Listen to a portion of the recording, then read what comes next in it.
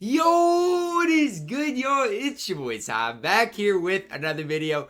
As you guys can see, Blake Griffin is the background of season 2, and I'm very excited to get into this and go through what I see within this new season. Guys, if you are new to my channel and have not yet, please smash the subscribe button as we're on the road to 35,000 subscribers. And guys, I could not be more excited to go over what I see within this new season. So I didn't even do anything, and I get Zion Williamson just for logging in and being level 1. I guess you just got to click on that and you get a free Zion Williamson. I would take that every single time. So I got Zion Williamson. I'll take a free Zion Williamson, but we're going to go over kind of what I see within just the level rewards. That's the first thing I want to break down for you. So if you guys aren't super excited about Blake Griffin, do I think it's worth it to grind the rest of the levels?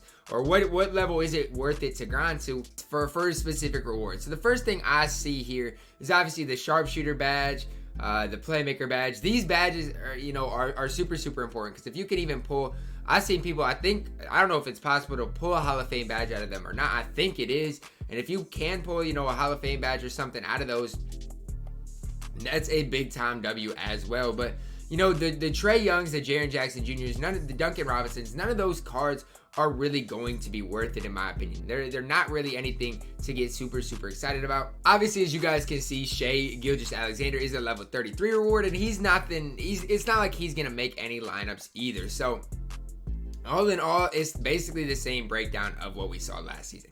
Basically the exact same structure. Obviously, you're going to need 150,000 XP for Blake Griffin. The Hall of Fame badge is definitely the next best thing, but overall, I don't see a ton in here that I absolutely love. Here's the thing. If you don't want Blake Griffin, I would not grind the level. That's the bottom line. If you're not going to grind for Blake Griffin, I would not grind the level, because I don't think that much other stuff is worth it. I mean, maybe grind for level 25, since that's only 18,000 XP, so you get all like the sharpshooter packs and stuff. But other than that, I don't really personally see, I don't see the worth of it if you're not going to grind for that Blake Griffin card. So similar to what we saw last season, it always starts off pretty slow as far as XP is concerned. As you guys can see, a lot of these challenges are only for 100 XP, but the daily login rewards are easy enough. Play a limited game, apply a contract to any player, and win a challenge game. So that's super easy to do. All of those challenges are going to be very easy to do. Let's see if I can get a cheap contract in here to just apply that to a player so I can get that challenge done for today. If not, I can do it later on today, because I am going to be playing quite a bit of Unlimited. So applying the contract, playing a limited game, and winning a challenge, that's an easy 350 XP. And you guys are going to have to win the challenge for the Vince Carter challenge anyways, for that free Hall of Fame badge. So that's something that everybody's going to have to do anyways. So knowing and getting yourself, prepared to do that today, because if you wait till tomorrow, then you won't get the XP for it, or you're going to have to win another challenge when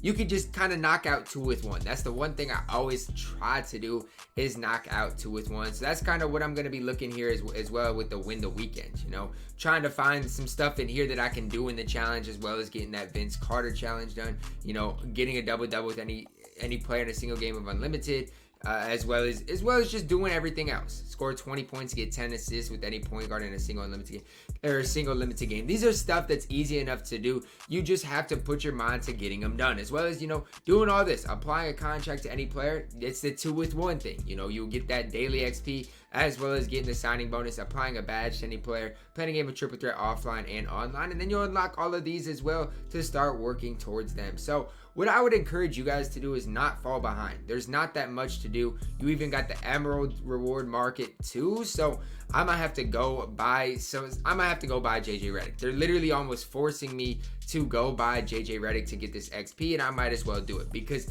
when you go here and look at the rewards, there's nothing here to write home about. If they do load, obviously you still can't unlock the Galaxy Opal reward, and there's nothing here at the Pink Diamond reward. David Thompson is not worth anything, so I might as well go do that one as well. And there's just a lot more that's here that you might want to do. Obviously all of these challenges are worth some XP, so I'll probably do these as well. I think if you do all the spotlight challenges, you can get Ray for Austin, but again, I don't know if he's necessarily worth it. But for the XP, if you get all these challenges done, you're going to notice your XP be up there. All you got to do is win all of these challenges. 900 plus 514, 18, 21, 22, 23. You're looking at 2300 XP by just doing that. Plus, if you get some of these emerald challenges done, you're going to be moving and grooving. There's a lot to do just day one already, and it probably won't. These won't update in my opinion until next Monday. So you got all weekend to try to get these done, and I definitely would push to try to be in position to stay up to date, because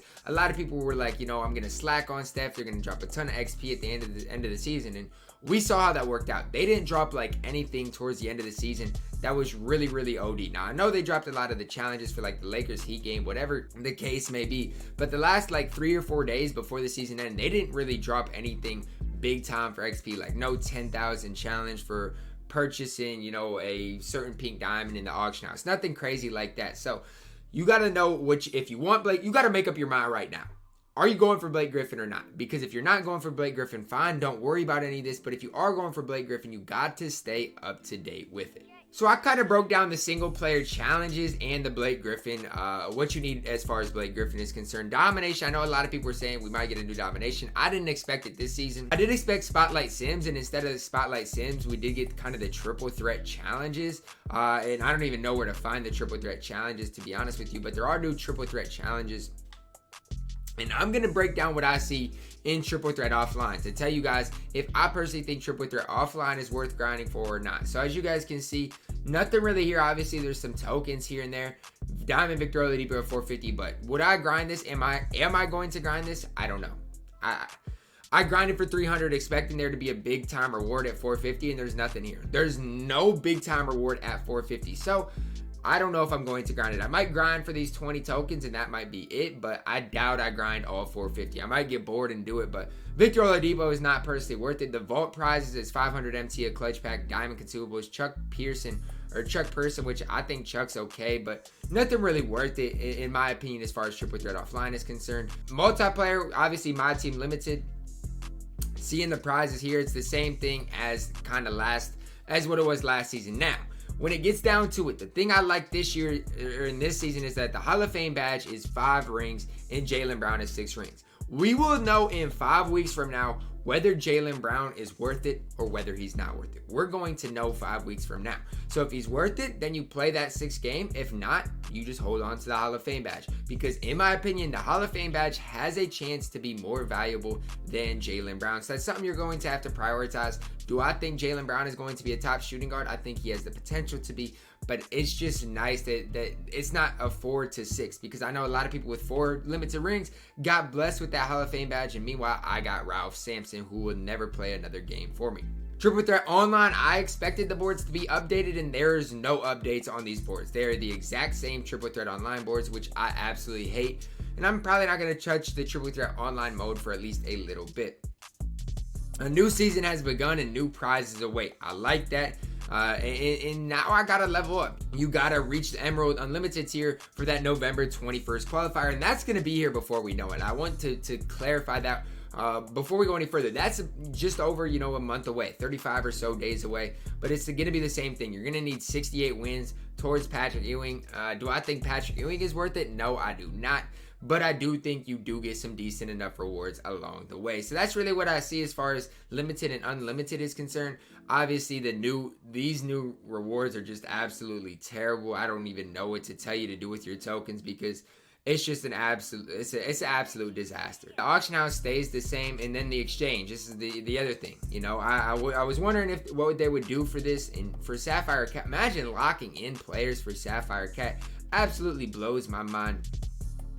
The fact that this is basically the same thing. Diamond CJ McCollum is a diamond exchange reward, but none of these are worth it. Elvin Hayes isn't worth it. Sapphire, none of these are worth it. There is nothing on the exchange that is worth doing at all, and so nothing really new. I thought maybe Bob Cousy would be gone. There would be a whole revamped system, but they just left Bob Cousy here, which I don't really blame them.